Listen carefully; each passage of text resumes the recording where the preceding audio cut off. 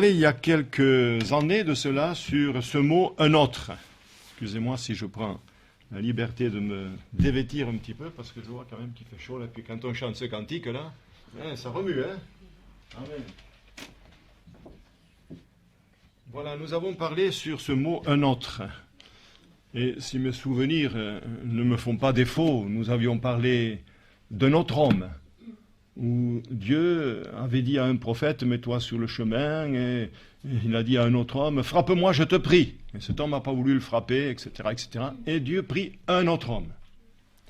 Nous avons parlé également de Moïse, un autre Moïse, Moïse qui a tué, Moïse qui est un meurtrier. Mais le deuxième Moïse, c'est pas le même. C'est celui qui conduira le peuple de Dieu à la sortie d'Égypte.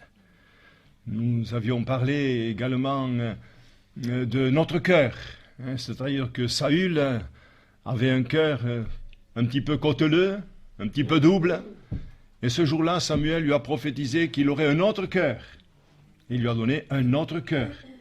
Enfin, nous pourrions aller un peu plus loin comme cela, ça ne nous intéresse pas, sinon que nous nous rappelons un petit peu de ce mot « un autre ». Et j'ai pensé hier à vous parler d'une autre offrande. Une autre offrande. Et nous allons voir que, finalement, retenez ceci, l'offrande que nous devons offrir au Seigneur, c'est pas tout le temps les pièces sonnantes et trébuchantes. Vous savez que dans cette assemblée, on n'a jamais fait d'appel d'argent, parce que ça ne nous intéresse pas. Nous avons 2 genoux pour nous tenir devant le Seigneur, et nous avons tout obtenu depuis le début. Alléluia. Depuis le début, avec la grâce du Seigneur. Il nous faut parler, bien sûr, de la parole de Dieu, il nous faut être foncièrement biblique, mais nous restons là à l'écoute du Maître parce que il est celui qui pourvoit, il est celui qui donne. Et ce matin, il voudrait que vous lui apportiez une autre offrande que celle que vous lui avez apportée. Je redis encore, non pas avec ce que vous donnerez tout à l'heure dans le panier, mais votre cœur. Et c'est surtout sur cela que je veux parler ce matin, sur cette offrande de notre vie, cette offrande de notre cœur, parce que le Seigneur demande ton cœur. Mon fils, donne-moi ton cœur, et que tes yeux se plaisent dans mes voies. Amen. Nous allons lire dans l'Épître aux Éphésiens au chapitre 5.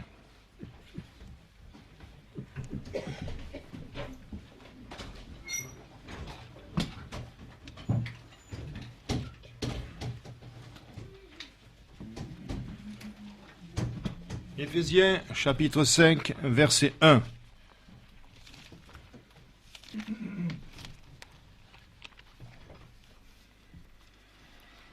Devenez donc les imitateurs de Dieu, comme des enfants bien-aimés, et marchez dans la charité, à l'exemple de Christ qui nous a aimés et qui s'est livré lui-même à Dieu pour nous, comme une offrande et un sacrifice de bonne odeur. Voilà, nous ne voyons pas Jésus mettre dans le tronc, mais nous verrons qu'il s'est assis vis-à-vis du tronc. Mais son offrande à lui, c'est sa vie. Et si Dieu nous a donné la vie de Jésus, c'est pour qu'en retour, nous lui donnions la nôtre. Nous pourrions peut-être faire une deuxième lecture dans l'Épître aux Hébreux, au chapitre 10,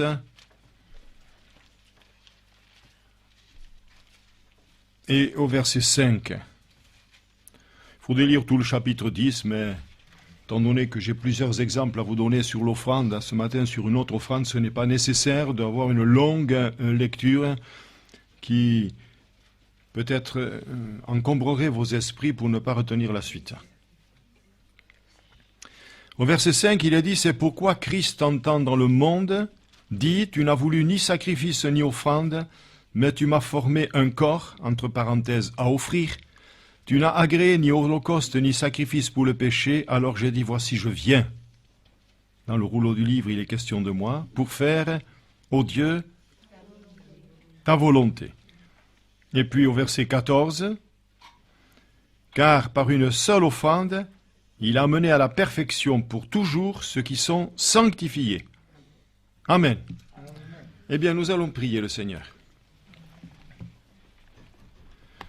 Nous sommes devant toi, cher Sauveur, pour écouter ce que tu as à nous dire.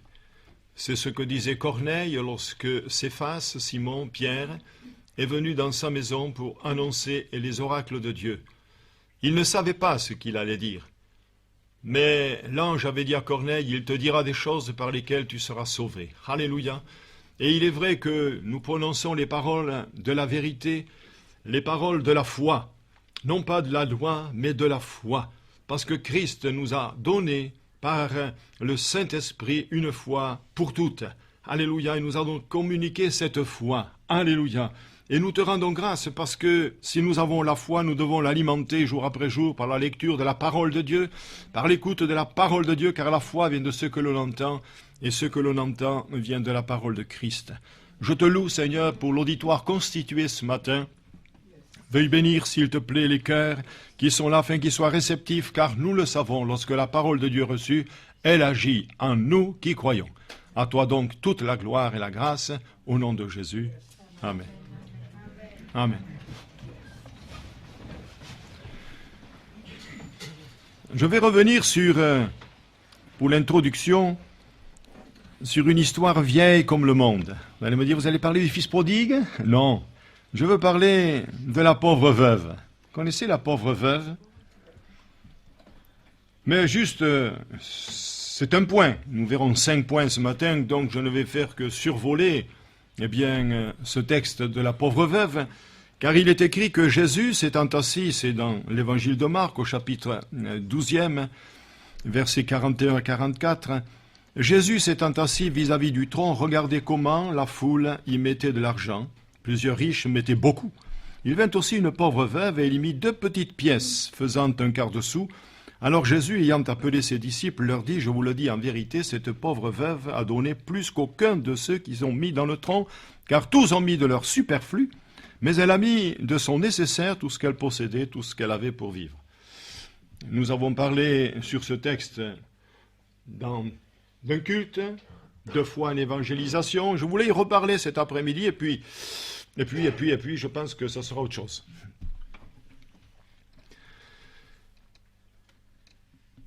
Si je commence par dire elle était pauvre, vous allez dire elle était veuve. Et si je commence à dire elle était veuve, vous allez dire elle était pauvre. C'est vrai. C'est important de souligner cela parce que nous voyons que cette femme a donné plus que tous ceux qui sont venus dans le culte. Jésus, lui, ne regardait pas combien plutôt les gens donnaient, mais il regardait comment. Je ne sais pas si vous avez remarqué dans la lecture, il est dit Jésus s'étant assis vis-à-vis du tronc, regardez comment la foule y mettait de l'argent. Comment? C'est-à-dire avec quelle disposition de cœur? On peut donner beaucoup, car les pharisiens donnaient beaucoup. Mais Jésus les reprendra.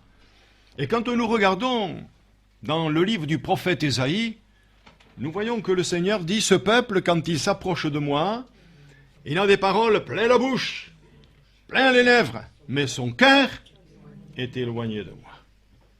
Voilà pourquoi nous avons parlé près d'une 50aine de fois sur le cœur. Parce que c'est un abîme. Et nous ne nous connaissons pas à fond. Personne ne se connaît. Quand nous naissons, nous avons toutes les dispositions pour être un meurtrier, pour être un voleur, un menteur, un hypocrite, tout le mal, tout le péché sur nous. Et c'est pourquoi il y a des voleurs, il y a des menteurs, il y a des hypocrites, il y a etc. C'est un puits, sans fond. À la sécurité sociale, on dit c'est abyssal.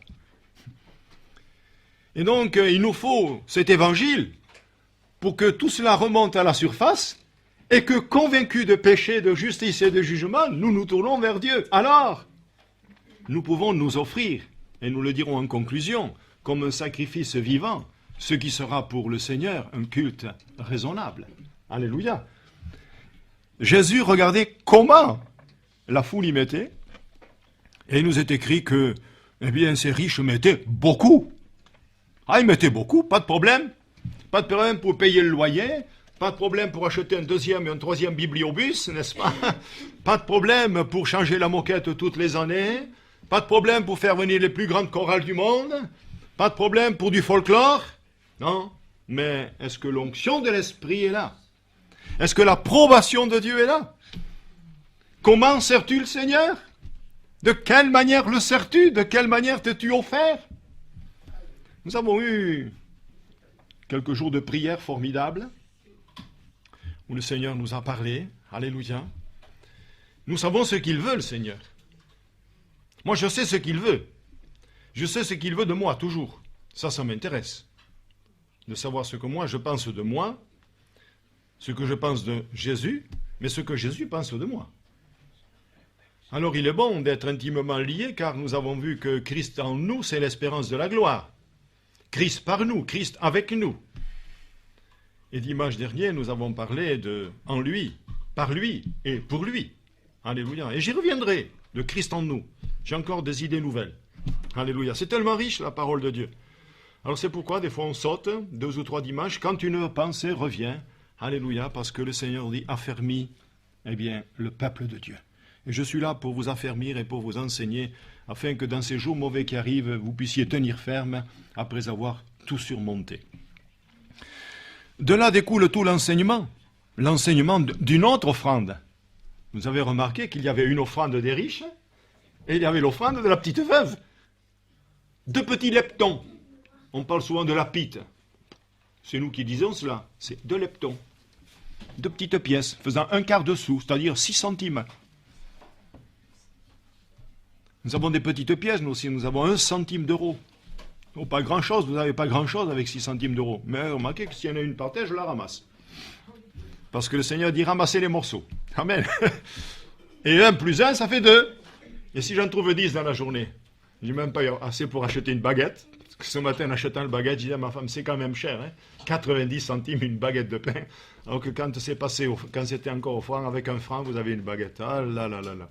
Nous avons été grugés. Mais enfin, c'est le monde. C'est le monde et nous devons suivre ce monde, non pas dans le domaine spirituel, bien sûr, dans le domaine charnel. Mais nous devons le suivre dans la sécurité sociale, il faut payer dans les impôts, dans les assurances. Nous sommes soumis à des lois. Les riches donnaient beaucoup, il nous est écrit, mais de leur superflu. Je me souviens dans certaines conventions où certains pasteurs étaient des orateurs et nous parlaient. Je pense par exemple à ce frère Vivier qui, c'était à Gap il y a une 30aine d'années, disait « C'est pas parce que vous faites 10 réunions que vous deviendrez fou, mais c'est parce que vous êtes fou que vous les faites. » Et effectivement, nous sommes devenus des prédicants. Prédication sur prédication, prédication. Au début, ici, dans cette œuvre, j'avais 7 prédications par semaine. Après, c'est tombé à 6, maintenant on est à 5. C'est déjà quand même pas mal. Il faut toujours les préparer, il faut toujours se mettre à genoux, il faut jeûner, etc., etc. C'est usant. Mais c'est revitalisant aussi. Alléluia. Christ est ma vie. Et la mort m'est un gain. Alléluia. C'est merveilleux de pouvoir prêcher l'évangile. Vous ne pouvez pas savoir quelle joie j'ai d'annoncer l'évangile. Ce n'est pas une charge, comme dit l'apôtre Paul. Ça m'est imposé. Mais quelle joie de pouvoir dire ce matin, j'annonce tes oracles, ô Dieu, afin qu'il y ait dorénavant une autre offrande qui soit donnée. C'est-à-dire un autre cœur qui serve le Seigneur. Alléluia. Alors il donnait beaucoup et le pasteur disait, c'est parce que vous êtes fous que vous faites 10 réunions. Parce qu'il faut se ressourcer. Il faut se ressourcer, il faut prier. Si je fais que préparer des réunions sans prière, ça n'ira pas loin. Je pense aussi à ce frère qui, j'étais à Belfort il y a une 40aine d'années. Il disait qu'il faisait 80 000 kilomètres par an pour annoncer l'évangile. Et alors un vieux pasteur lui dit, mais dis-moi, toi tu es toujours sur les routes? Et il dit, oui, oui. Il dit, mais tu pries quand, toi? Il me dit, dans la voiture. Il dit, un jour, ça ne marchera pas. Effectivement, un jour, il est tombé. On ne peut pas se contenter de prier que dans la voiture. Moi aussi, je prie dans la voiture. Alléluia. C'est normal. C'est logique, avec les yeux ouverts, hein, bien sûr. Mais je ne fais plus ce que je faisais quand j'allais à Belfort, où j'avais toujours le cantique des ailes de la foi sur le volant, et je chantais. Puis le Seigneur un jour, il m'a dit, écoute, pose le livre et conduis. Hein. T'es tellement zélé. Alors je chantais pendant 1 heure, là, avec les ailes de la foi. J'ai dit, mais les taxis, Seigneur, ils le font à Paris. Je suis allé faire un stage dans la réfrigération à Ivry-sur-Seine. Ouais, c'est ça. Sur Seine, c'est vieux, ça. C'était en 73. Et je voyais les chauffeurs de taxi, on pourrait dire notre langage, ils bouquinaient, ils lisaient le journal en conduisant. Juste un petit coup par-dessus, il conduit. Alors j'ai dit, Seigneur, si eux conduisent le journal, je peux lire les ailes de la foi, c'est plus petit. Mais enfin, le Seigneur m'a dit, ça, tu le mets de côté, c'est terminé. Est-ce qu'il a eu raison, le Seigneur? Il a toujours raison. Alors oui, c'est sûr qu'on peut faire beaucoup, et alors je reviens à ce vieux frère qui disait, nous prêchons beaucoup, beaucoup, beaucoup, et c'est vrai qu'il manque des serviteurs de Dieu, il en manque partout. Il disait, vous n'avez pas une activité, vous avez de l'activisme. C'est-à-dire, d'un côté de l'autre, d'un côté de l'autre. Il y a tellement à faire, c'est vrai. Mais il faut prendre le temps de se ressourcer. Il faut prendre le temps de se tenir. Et on comprend pourquoi, selon l'histoire, eh bien, Jean, donnait à manger à ses pigeons. Soi-disant, d'après, la tradition. Il disait, mais qu'est-ce que tu fais là? Je suis en train de me ressourcer en donnant à manger à mes pigeons. Et je me ressource. C'est sûr qu'on ne peut pas passer tout le temps des jours et des jours de jeûne. On ne peut pas non plus prêcher. Il faut quand même, je pense aussi à ce vieux serviteur de Dieu, c'était monsieur Kenneth Ware, qui était professeur et directeur de l'école biblique de Bièvre à l'époque. Et il disait à ses étudiants, j'ai perdu le fil de l'idée. Que disait-il? Allez, aidez-moi.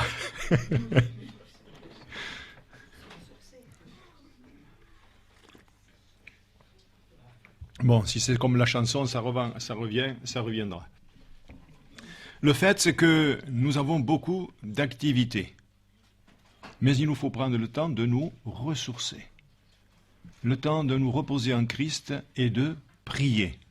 Voilà pourquoi ces étudiants, ils les faisaient mettre à genoux, une bougie devant eux, qui était sur la chaise, et ils disaient, quand la bougie sera éteinte, vous irez au lit.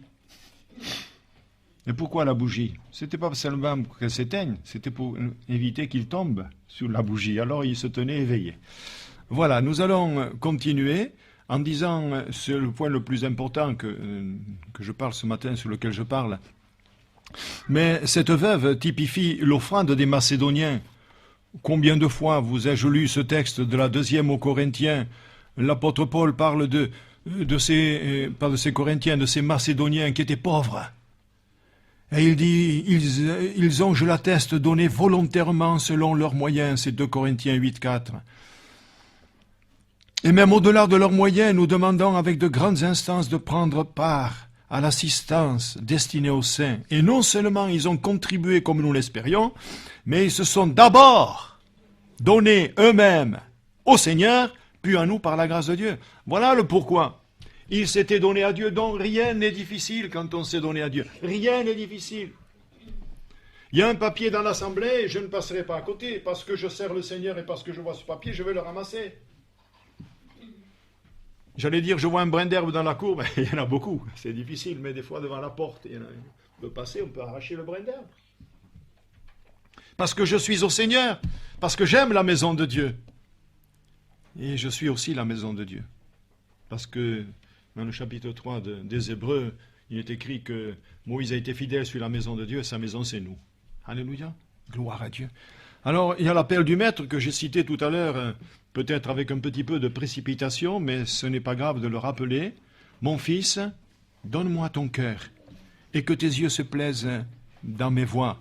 Donc Jésus ne regardait pas la main qui donnait, mais il pénétrait le cœur pour savoir ce qu'il y avait à l'intérieur. Combien de fois vous ai-je exhorté à lire Deutéronome chapitre 8, où le Seigneur dit, je t'ai fait passer par la faim, par la soif, par la nudité.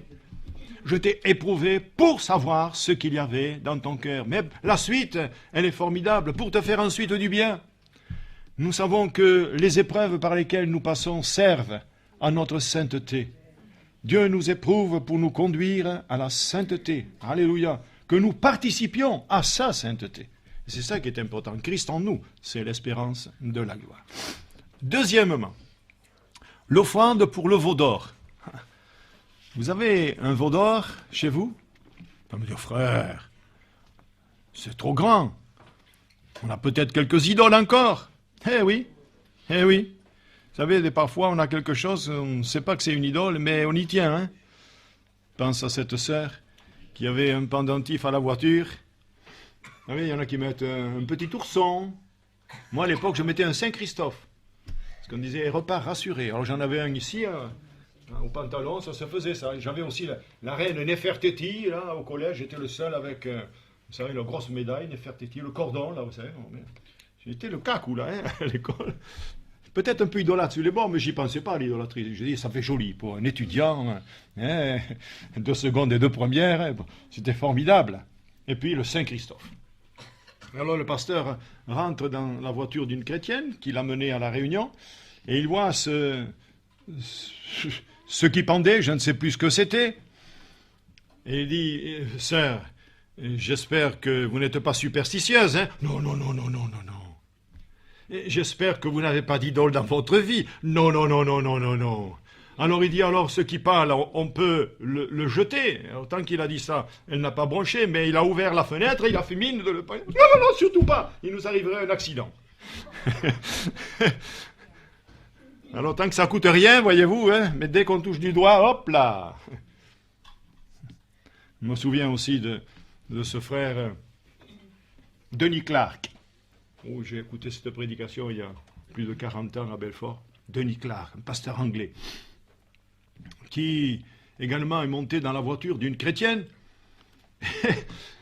Et puis, au lieu de freiner au feu rouge, elle a mis les mains sur sa tête. Elle a dit, Seigneur, Seigneur, je me place sous ton sang, je me place sous ton sang. Il dit, mais ma sœur, vous n'avez pas à vous placer sous le sang. Vous avez le feu rouge, vous freinez, vous débrayez, vous vous arrêtez. C'est incroyable, les gens, hein, la superstition. Il dit, le sang, on ne le trouve qu'à la croix. On le trouve sur l'autel et on le trouve sur le cœur du pécheur. Alléluia. Restons foncièrement bibliques. Nous n'avons pas, frères et sœurs, si nous marchons avec Dieu, à nous remettre constamment sous le sang de Jésus. Vous y êtes. C'est une affaire réglée à votre conversion. N'y revenons plus. Maintenant, si vous en êtes sorti, alors il faut y revenir. Le rétrograde doit se remettre sous le sang parce qu'il est sorti du sang. Il n'est plus sous sa protection. Le rétrograde n'est plus sous la protection de Dieu. Dieu permettra certaines choses dans sa vie pour le briser, pour l'arrêter, mais dans sa compassion infime, sa compassion extraordinaire, il saura ramener ceux pour lesquels nous prions. Alléluia. Dieu est bon. Amen. Dieu est tendrement bon. Il sait de quoi nous sommes formés. Nous dit le psaume 103. Il sait que nous sommes poussière. Il sait de quoi nous sommes formés. Frères et sœurs, quand je pense à tous les accidents auxquels j'ai résisté par la grâce de Dieu, je suis sorti, j'y repasse tous les jours. Je dis, mais Seigneur, mais le diable a voulu me tuer à tel endroit, à tel endroit, à tel endroit, à tel endroit. Dans un ruisseau, avec la moto, avec le vélo, de déraper 10 mètres sur le visage. Enfin, c'est pas le moment, mais je vous ferai un jour le récapitulatif. Quand je vois ça, je loue Dieu.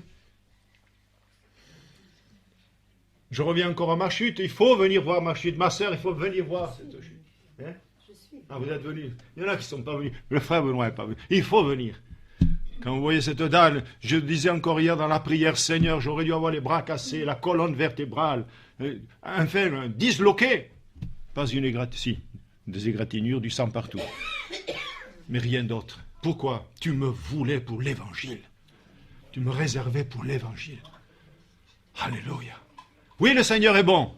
Oh oui, le Seigneur est bon. Oh oui, le Seigneur est bon. Il a fait pour nous des merveilles. Mais oui, le Seigneur est bon. Mais oui, le Seigneur est bon. Je veux lui chanter mon amour. Amen. Vous étiez prêts à continuer, vous, là? Amen. Oui, le Seigneur est bon. Mais ça, c'est pour l'après-midi. Hein? On le chantera peut-être. Alors, nous sommes au deuxième point. L'heure tourne. L'offrande du veau d'or. Ah! Bon, vous savez tous, ou presque, que Aaron a cédé au peuple. Moïse est allé sur la montagne du Sinaï. Dieu avait quelque chose à lui dire. Il fallait qu'il taille les tables de la loi. Et sur la terre, ça commence à être le désordre. Il n'y a pas le conducteur spirituel, alors c'est le désordre. Et ils vont trouver Aaron, le frère, l'homme saint, c'est quand même le souverain sacrificateur, il porte l'éphod, il porte le pectoral, avec les 12 pierres enchâssées, avec le nom de chaque tribu. Il a sur son front cette lame d'or, où il est écrit « Sainteté à l'Éternel ». C'est l'homme saint, c'est lui seul qui rentre dans le lieu très saint. C'est quand même quelque chose. Après Dieu et Moïse, c'est lui. Et ils vont le chercher. Et ils lui disent, tu sais, ton frère, là, on ne sait pas où il est, hein, cet homme-là. Ce Moïse, on ne sait pas ce qu'il est devenu. Pourtant, il avait dit, Moïse, à ceux qui étaient là, il leur avait dit, à Josué savait, puisque Josué l'attendra au flanc de la montagne. Quel homme, ce Josué! Quel homme! Moi, ça me bouleverse de savoir que Josué restait là au flanc attendant le maître. Charnel, bien sûr, le maître charnel. Le vrai maître, c'est Jésus. On appelait personne maître. Mais c'était quand même loin de l'Éternel qui était parti et il l'attendait là. Aussi, il n'a pas participé à ce qui s'est passé sur la terre. Et alors Aaron, il a dit, vous voulez un autre Dieu? Ben, on va faire un autre Dieu. Donnez-moi vos argents. Alors le dépouiller, eh bien, il dit ceci, ôtez les anneaux d'or. Une version dit, arrachez les anneaux d'or qui sont aux oreilles de vos femmes, de vos fils, de vos filles, apportez-les-moi. Et ils ôtèrent les anneaux d'or qui étaient à leurs oreilles, et ils les apportèrent à Aaron, il les reçut de la main, jetant alors dans le moule, et il fit un veau en fonte. Le frère Picavet, avec qui j'ai travaillé pendant 4 ans à Carcassonne, disait, ce qu'on ne donne pas à Dieu, on le donne au diable. Et c'est vrai. Alors bien sûr, il y aura le jugement qui sera exercé sur l'affaire du veau d'or, mais je voudrais parler d'une autre offrande. Ils ont fait une offrande pour le veau d'or. Mais il y a une autre offrande, qui n'est pas bien loin d'ailleurs, c'est le chapitre 35 et 36. Alors maintenant, ils vont construire le tabernacle. Bien sûr, il y aura le jugement de Dieu sur cette affaire, ne vous inquiétez pas. Et Moïse dit au chapitre 35, verset 4, « Voici ce que l'Éternel a ordonné, prenez sur ce qui vous appartient, pas chez le voisin, une offrande pour l'Éternel, tout homme dont le cœur est bien disposé apportera en offrande à l'Éternel de l'or, etc., etc. » Verset 21. Tous ceux qui furent entraînés par le cœur, alléluia, et animés de bonne volonté, vinrent et apportèrent une offrande à l'Éternel, etc. Verset 22. Tous ceux dont le cœur était bien disposé apportèrent des boucles, des anneaux, des bagues, des bracelets, toutes sortes d'or, etc. Verset 26. Toutes les femmes dont le cœur était bien disposé et qui avaient de l'habileté filèrent du poil de chèvre. Verset 29. Tous les enfants, hommes et femmes dont le cœur était disposé à contribuer pour l'œuvre que l'Éternel avait ordonnée par Moïse, apportèrent des offrandes volontaires à l'Éternel. Vous avez remarqué simplement avec ces quelques versets qu'ils ont été entraînés par le cœur.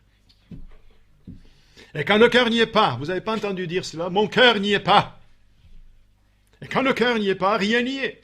Et rien ne marche. Quand il n'y a pas de l'essence ou du gasoil dans une voiture, ça ne marche pas. Vous pouvez essayer de tirer sur le démarreur. Hein. Ah, ça va tourner, jusqu'à ce qu'il n'y ait plus de batterie. Ça va tourner, mais la voiture ne démarrera pas. Parce qu'il manque le principal. Il manque le gasoil ou l'essence. Ou aujourd'hui le GPL, parce que j'allais dire le GPS. Le gaz liquide. Si le cœur n'y est pas, rien n'y est.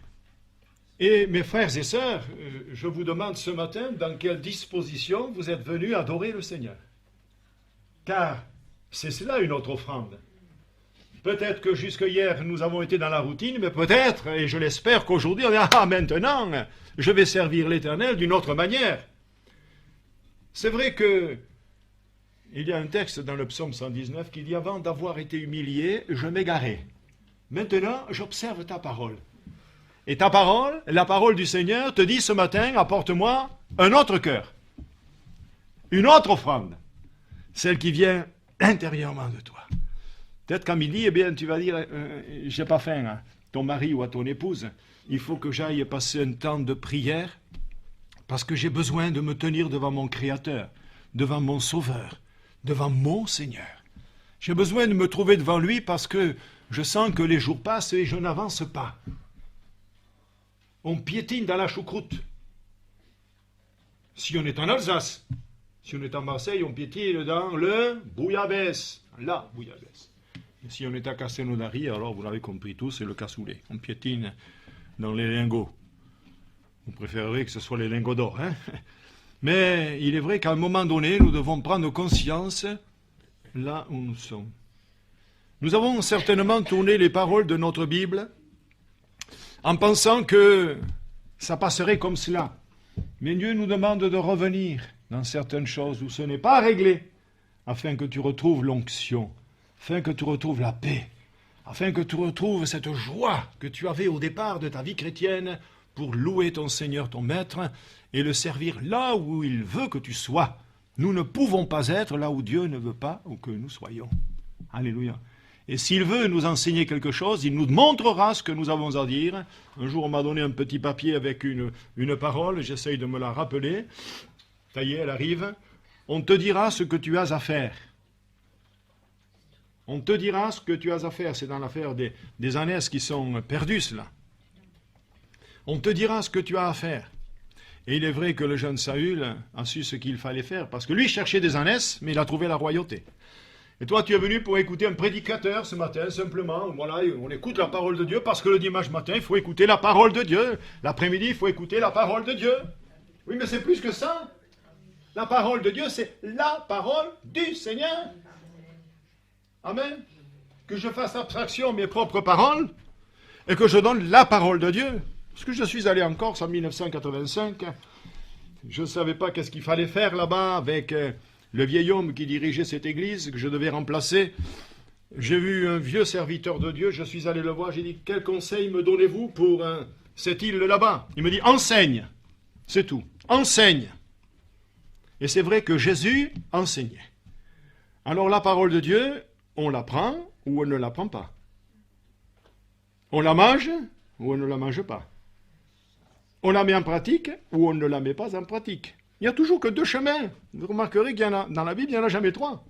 Et Moïse dit, deux chemins sont seulement devant toi. Il y en a un qui s'appelle la vie et l'autre la mort. Choisis quand même la vie. Hein, ne choisis pas la mort, choisis la vie afin que tu vives. Amen. Mes frères et sœurs, voulez-vous la vie ce matin? Apporte une autre offrande au Seigneur. Apporte une autre offrande. Mets-toi dans le panier. Alléluia, comme Wesley. Gloire à Dieu. Mais ce n'est pas fini pour ce deuxième point. Parce que je crois qu'on est au deuxième point. On n'avance pas ce matin. Mais quand nous lisons le chapitre 36, il devait former le tabernacle, il y avait des agrafes. C'est important les agrafes. Parce que les peaux de dauphin ou les peaux de blaireau, comme certaines versions disent, eh bien, étaient attachés les uns avec les uns. Ces peaux-là étaient attachées les unes avec les autres. Il y avait deux couches sur le toit. Enfin, nous avons projeté ici les images un soir. Pendant 2 ou 3 soirs, on a étudié le tabernacle. Et tout était relié par ces agrafes.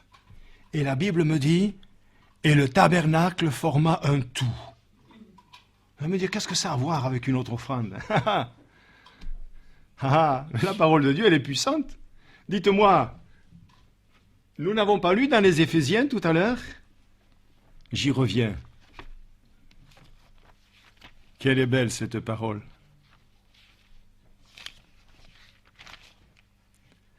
Il est dit ceci au chapitre 1.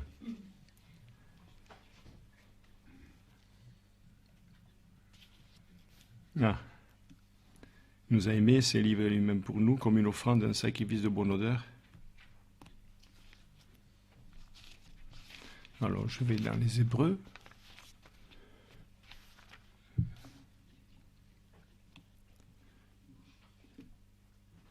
Non, c'est dans les Romains, mais on le verra tout à l'heure.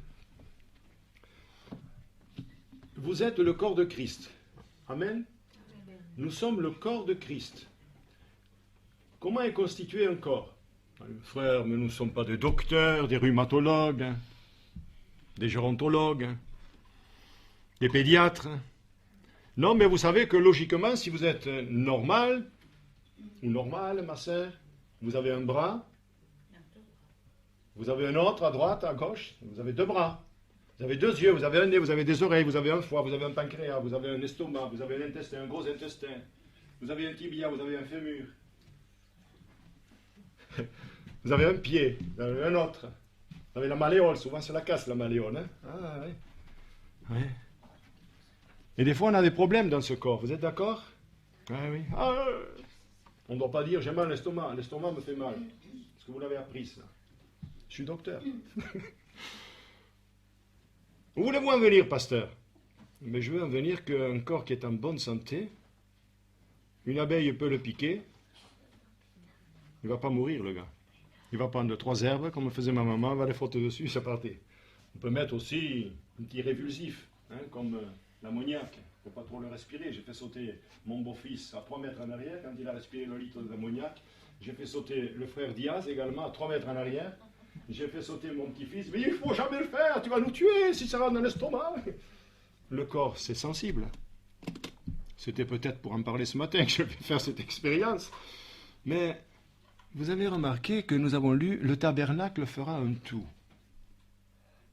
L'Église, c'est quoi? C'est disparate? Je fais ce que je veux, je dis ce que je veux, je vais où je veux, mais non, non, non, non, non. L'Église forma un tout. Et quand je lis dans les chapitres 3e, 4e des Actes des Apôtres, je m'aperçois qu'ils étaient un seul cœur et une seule âme. Et oui, parce que dans ce corps, il y a une âme. Et il y a un même esprit.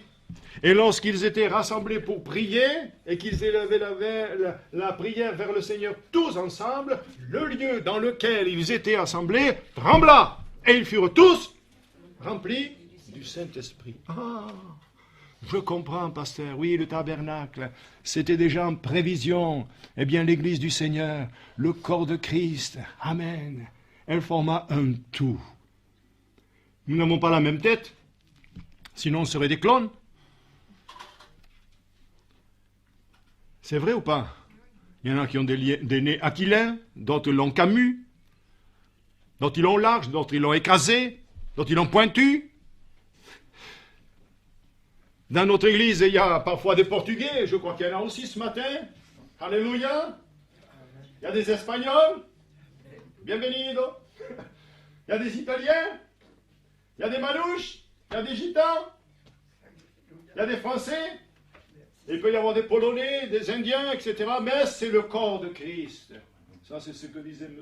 Forgelet quand il est passé en février 79 à Avignon. Il disait, il y a toutes ces disparates, et il parlait de différentes personnes de différents pays. Il disait, mais ça, c'est le corps de Christ. Je m'en souviens ce matin, hein, ça revient là. Alléluia. C'est le corps de Christ. Eh oui. Eh bien, s'il y avait un Chinois, il disait, tu vas parler en chinois ce matin. Il va parler en chinois. Amen. Et on ne comprendra peut-être pas grand-chose s'il parle le chinois. Mais on dira merci Seigneur, il t'a adoré. En pensant qu'il adore. Le tabernacle formera un tout. Est-ce que vous avez reçu la parole de Dieu? Je dois être uni à mon frère et à ma sœur. Comme les agrafes. Réunissez, eh bien, les peaux de dauphin, les peaux de tesson. Alléluia. Le tabernacle formera un tout. Et il a formé un tout, pourquoi? Eh bien, parce qu'il nous est écrit que tout homme dont le cœur est bien disposé apportera une offrande à l'Éternel.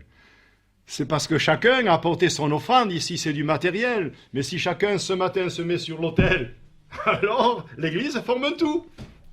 Il n'y a pas de secret, vous savez. Pour la régénération, il n'y a pas de secret. Pour la sainteté, il n'y a pas de secret. Pour le salut, tout est mentionné dans la parole du Seigneur. Et nous avons vraiment besoin de nous tenir sur l'autel et dire, Seigneur, ce matin, j'ai décidé de t'apporter une autre offrande. Amen. Est-ce que j'en sorte un ou deux de points? Bon, allez, ça va être rapide. Le 3e point, c'est lors du dénombrement. Vous savez que David, par orgueil, il a fait le dénombrement.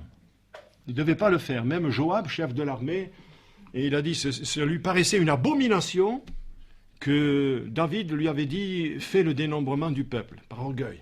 J'ai une grande armée, j'ai ceci, cela. Puis il fallait aussi qu'il fasse des offrandes, etc., pécuniaires, et nous en avons parlé. Et une sœur a demandé la prédication de quelques années pour l'étudier. Alléluia. Alors il a fait le dénombrement seulement, comme il a désobéi à Dieu, Dieu a envoyé Gad. Ce n'est pas le gars du tour opérateur d'Israël, Gad, mais c'est le prophète. Il dit, tu vas me choisir 3 fléaux. Et dans ces 3 fléaux, tu en prends un. Et je te frapperai, dit l'Éternel, de ce fléau. Oh là là là là. David, maintenant, s'humilie, il pleure. Il est malheureux. Il dit, mais c'est ma faute, c'est pas la faute au peuple. Tu vois, tu vas faire mourir le peuple, mais c'est ma faute. Quel homme de Dieu. Alors il dit, mais tombons aux mains de l'Éternel, parce que ses compassions sont immenses. Mais ne tombons pas, surtout entre les mains des hommes. Et c'est vrai qu'il vaut mieux tomber entre les mains de l'Éternel, parce que ses compassions sont immenses. L'homme y met en plus la cruauté, mais Dieu y met en plus son offrande à lui, sa main percée, il y met son amour, son baume de Galate qui guérit. Alléluia.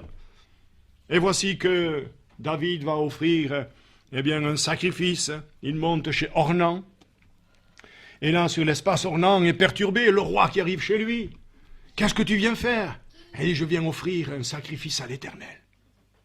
Alors Ornan, lui, voyez-vous, au verset, alors c'est dans les Chroniques au chapitre 21, au verset 23, Ornan dit, pas de problème, je donne les bœufs pour l'Holocauste, je donne les charrettes, la charrue, je donne tout au roi. Il veut tout donner. Mais voilà une autre offrande. David dit, je n'offrirai pas à l'Éternel un sacrifice qui ne me coûte rien. Voilà une autre offrande. Alléluia. Amen. Cet homme, qui était un ouvrier, peut-être un riche terrien, était capable de tout donner, mais c'était pas à lui à le donner. On le comprend, c'est pas lui qui a péché, c'est David. Et David dit, je n'offrirai pas à l'Éternel un sacrifice qui ne me coûte rien. Et mes frères et sœurs, souvent, nous avons fait peut-être des calculs dans ce domaine. Il n'y a pas de calcul à faire. Tu as péché, c'est toi qui te repens. Chacun répondra pour sa propre vie. Chacun. Alors ce matin, quelle offrande nous allons apporter? Vous l'avez compris. Vous avez compris ce dénombrement. En 2 coups de cuillère à confiture, là. Un veut tout donner, mais l'autre veut tout payer. Et c'est ça qui est extraordinaire. 4e, l'offrande de Marie. Ah, s'il y avait des cathos, là, ils seraient contents. Enfin, il va parler de Marie. Et oui, je vais parler de Marie. Marie, qui était ce jour-là, c'est dans le chapitre 14 de Marc, qui était chez un certain Simon le lépreux. Je pense qu'il n'est plus lépreux, c'est un peu comme Rahab. Dans le Nouveau Testament, il est question de Rahab, la prostituée. Mais elle n'est plus prostituée. Mais elle a gardé ce titre, voyez-vous, pour nous montrer la grâce de Dieu. Et dans la généalogie de Matthieu, on la trouve. On trouve cette femme qui n'avait pas droit d'entrer dans le peuple de Dieu. Mais Dieu fait miséricorde à qui il fait miséricorde? Il fait grâce à qui il fait grâce? Alléluia. Et la grâce, source de salut pour tous, a été manifestée. C'est merveilleux ce que le Seigneur a fait. Et là où le péché a abondé, la grâce de Dieu a surabondé. Alors Marie se trouvait là chez un certain Simon le lépreux, que certainement Jésus avait guéri, et il se trouvait un vase d'albâtre. Et elle va apporter son offrande. Un vase d'albâtre qui contient un parfum d'un grand prix. Lorsque c'est une femme de mauvaise vie qui apportera ce parfum, Judas l'a évalué à 300 deniers. Ici, il n'est pas dit combien cela coûte, mais il nous est écrit un parfum d'un grand prix. Et il y a 2 offrandes. Il y a l'offrande de Marie qui apporte ce parfum, et il y a l'offrande des disciples qui sont toujours les mêmes, qui sont en train de bouillir, car le mot indignation veut dire bouillir. Pour les pharisiens, souvent, ils bouillaient. Quand Jésus leur disait « race de vipère », ils bouillaient. Vous savez ce que c'est que bouillir? Mettez le lait sur le feu et laissez-le bouillir. Vous allez voir qu'il va déborder, parce que ça bout.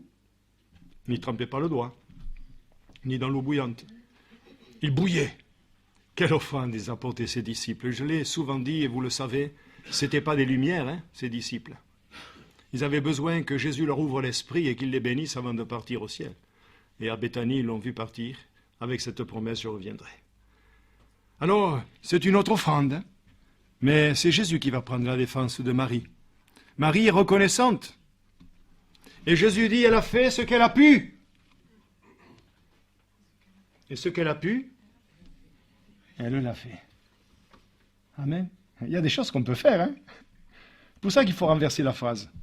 Je ne la tiens pas de moi, je suis pas si intelligent, c'est le professeur de l'école biblique de Bièvre, il y a 35-38 ans, M. Kenneth Ware, qui l'avait dit un jour cela. Alors je l'ai retenu aussi, il y a des choses qu'il faut retenir. Elle a fait ce qu'elle a pu, elle l'a fait. Alléluia. Et il y a des choses qu'on peut faire. Et il y a des choses que tout le monde peut faire. Vous pouvez tous adorer Dieu si vous êtes sauvés. Si vous n'êtes pas sauvés, vous ne pouvez pas le faire. Si vous êtes sauvés, vous pouvez adorer Dieu ce matin. Alors, si vous apportez cette offrande que vous ne faisiez pas jusqu'à aujourd'hui, je vous dis maintenant, c'est terminé. En 71, j'étais devant Lézignan-Corbière, je revenais d'Afrique. Faire soigner ma fille, un voyage gratuit de faveur. Et là, je me suis dit, comment? Ça fait des mois que tu es chrétien, tu n'as jamais ouvert la bouche. Alors je me suis levé. J'ai pris la chaise qui était devant moi. Bon, je n'ai pas soulevé la personne qui était dedans, mais je me suis cramponné. Et j'ai dit, Seigneur, à partir de ce jour, c'est terminé. Je te louerai partout où j'irai. Et j'ai pris position.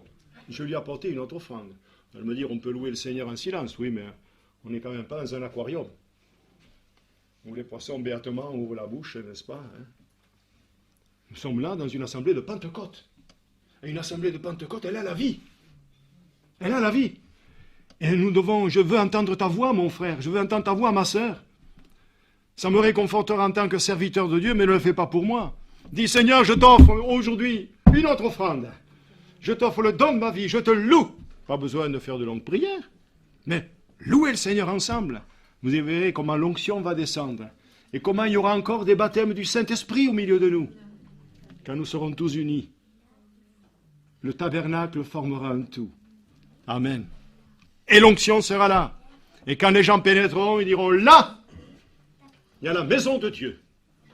J'ai des lettres, je regardais hier dans un classeur où il y a des lettres, je préférais ne pas l'avoir ce classeur. C'est des gens à qui j'ai écrit, ils perdaient leur salut.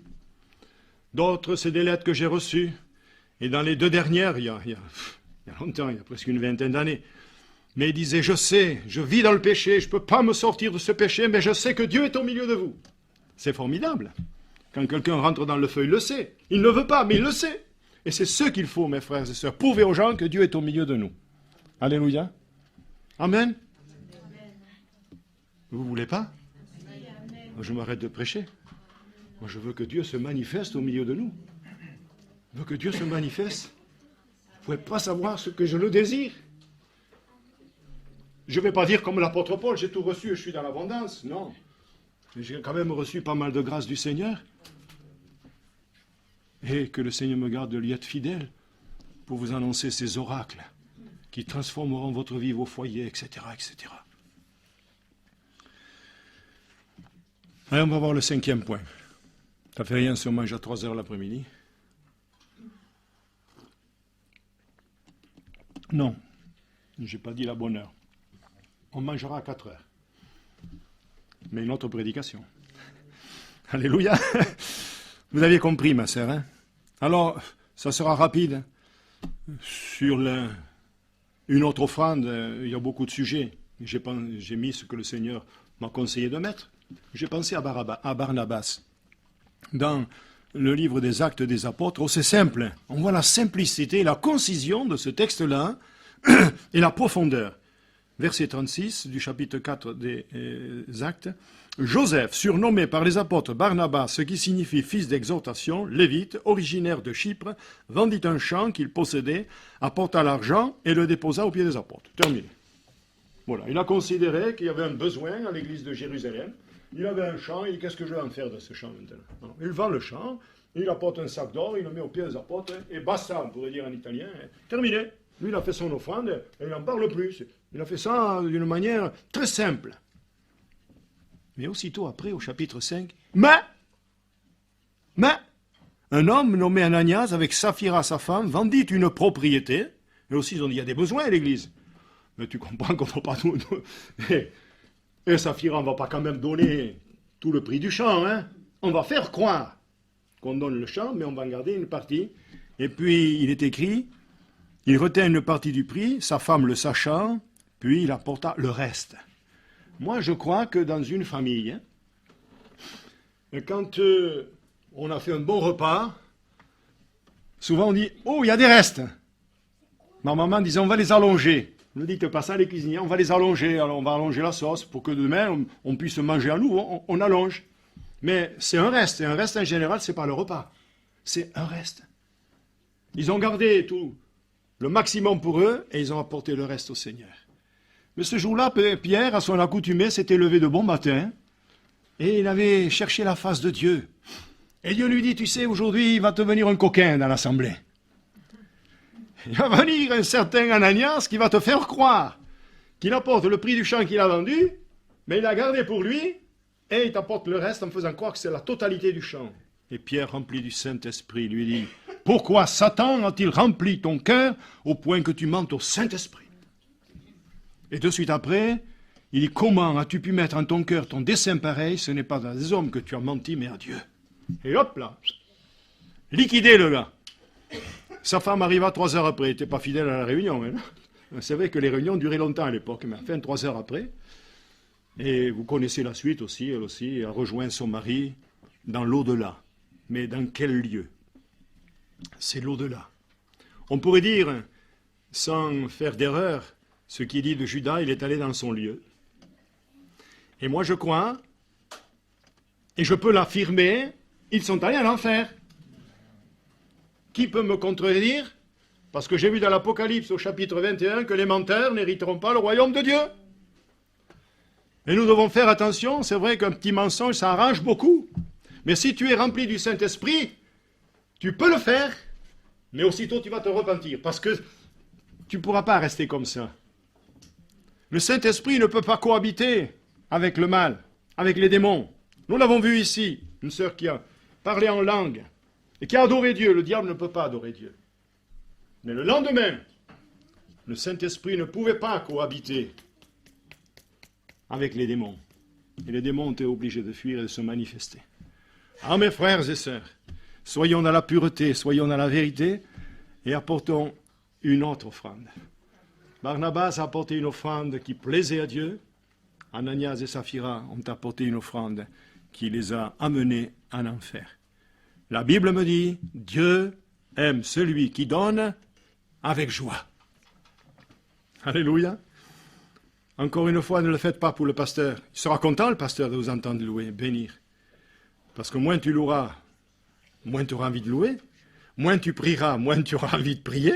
Moins tu liras l'Écriture, moins tu auras envie. Mais ce matin, prends une décision, je t'en supplie, je le dis de la part du Seigneur. C'est ton conducteur spirituel qui te parle, il parle à ton cœur, il parle à ton âme. Il te dit ce matin, apporte une autre offrande au Seigneur, je t'en supplie. Offre-toi tout entier, tout entière, comme au début, quand tu étais zélé, quand tu étais consacré. Il a les regards sur toi. Il pose sa main sur toi ce matin. Il ne veut pas ta mort, il veut ta vie. Il veut ton abondance. Je suis venu pour que mes brebis aient la vie et qu'elles soient dans l'abondance. Sache que Malachie l'a dit, Dieu fera la différence entre celui qui le sert et celui qui ne le sert pas. Et comme il faut conclure, je conclus simplement avec une seule référence. La deuxième, eh bien, ce sera pour une autre fois. Une seule suffit, je l'ai déjà citée. Romains 12, verset 1er. Je vous exhorte donc, frères, par les compassions de Dieu, à offrir vos corps comme un sacrifice vivant, saint, agréable à Dieu, ce qui sera de votre part un culte raisonnable. Et de suite après, voyez, ne vous conformez pas au siècle présent, parce que le siècle présent veut engloutir ses victimes. Et nous ne sommes pas pour être des victimes, mais nous sommes pour être des adorateurs en esprit et en vérité. Alléluia. Dieu veut faire de toi un autre homme, une autre femme, un autre frère, une autre sœur. Avez-vous compris le message que je vous ai apporté ce matin? Une autre offrande. Quand ils ont fait l'offrande du veau d'or, ils ont été châtiés par Dieu. Ils ont offert pour le tabernacle, il y a eu la bénédiction. Les riches mettaient beaucoup, mais ils mettaient de leur superflu. Mais la pauvre veuve a mis tout ce qu'elle avait pour vivre, tout ce qu'elle possédait. Je dirais une autre version, elle a mis de son indigence. De son indigence, elle n'avait rien. Tout ce qu'elle avait pour vivre, il lui reste 2 pièces. Elle dit, ça c'est pour toi, Seigneur. Bien, moi j'ai la santé ce matin. Et je loue mon Dieu. Parce qu'il m'a donné la santé. Je devais être mort 100 fois. Alors je vais louer mon Dieu quand même, non? Vous êtes obligé, vous êtes pasteur? Non, je ne suis pas obligé. Je pourrais prêcher et me rester là comme mort. Mais j'ai la vie du Seigneur. Et je vais vous la communiquer. Et puis les autres offrandes, vous les avez entendues, je ne vais pas faire un récapitulatif. Je pense que le Seigneur nous a parlé, moi. Qu'est-ce que vous en pensez? Hein? Alors on va se tenir quelques minutes dans la réflexion. Ça serait bien, là, de faire un petit peu le point. Vous savez, des fois, il ne faut pas longtemps. Hein? Le point a été fait pendant la prédication. Hein? Mais un petit moment de silence, on n'est pas 5 minutes près, pour laisser entrer, comme le dit un chant, laisse entrer le roi de gloire. Donne ton cœur à Jésus. Amen.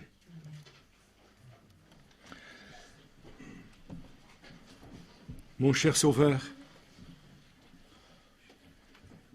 le peuple de Dieu a des progrès à faire et ton serviteur a des progrès à faire. Progrès dans la connaissance, progrès dans l'amour, progrès dans la crainte, progrès dans l'humilité, progrès dans la compassion, progrès dans la miséricorde, progrès dans la tempérance, progrès dans la douceur, progrès dans la fidélité, progrès, tous azimuts, parce que je veux ce matin t'offrir une autre offrande de mon cœur. Déjà, jeudi soir, tu nous as parlé, tu m'as parlé.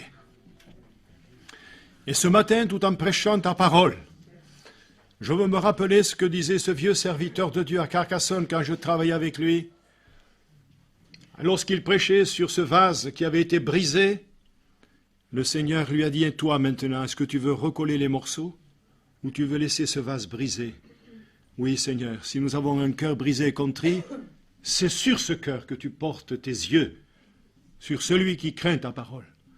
Alors, Seigneur, oui, ce cœur brisé, je le désire devant toi, mais je sais que tu n'iras pas au-delà de ce que je peux supporter, comme tu n'iras pas au-delà de ce que mes frères et sœurs peuvent supporter, parce que tu es Dieu, tout simplement. Je te loue, Seigneur, ce matin, parce que je pense à la croix, parce que je pense au sang versé, parce que je pense à mon Sauveur, qui dans cet âge, tout jeune encore, 33 ans, a donné sa vie pour moi. Alors je te rends grâce. Et je te rends grâce aussi pour la bouche de la parole du peuple de Dieu. Chacun peut te louer, bien sûr, ensuite, mais pour le peuple, je te loue. Je te loue, Seigneur, parce que tu l'as sauvé. Je te loue parce que tu es le Rédempteur adorable. Je te loue, Seigneur, parce que tu as voulu ce matin nous parler d'une façon bien particulière. Tu es Dieu. Moi, je suis qu'un petit orateur, un petit pasteur de campagne. Je ne suis qu'un avorton. Mais toi, tu es un grand Dieu, Seigneur. Toi, tu es le merveilleux. Toi, tu as été appelé par Jean-Baptiste, l'agneau de Dieu qui ôte le péché du monde. Et ce matin, Seigneur, accepte mon offrande. L'offrande de mes lèvres qui confessent ton nom. L'offrande de mon cœur, l'offrande de mon corps, l'offrande de mes biens. Seigneur, je suis devant toi pour être régénéré encore et retrouver des forces pour cet après-midi. Que le nom du Seigneur soit béni et qu'il soit loué. Amen.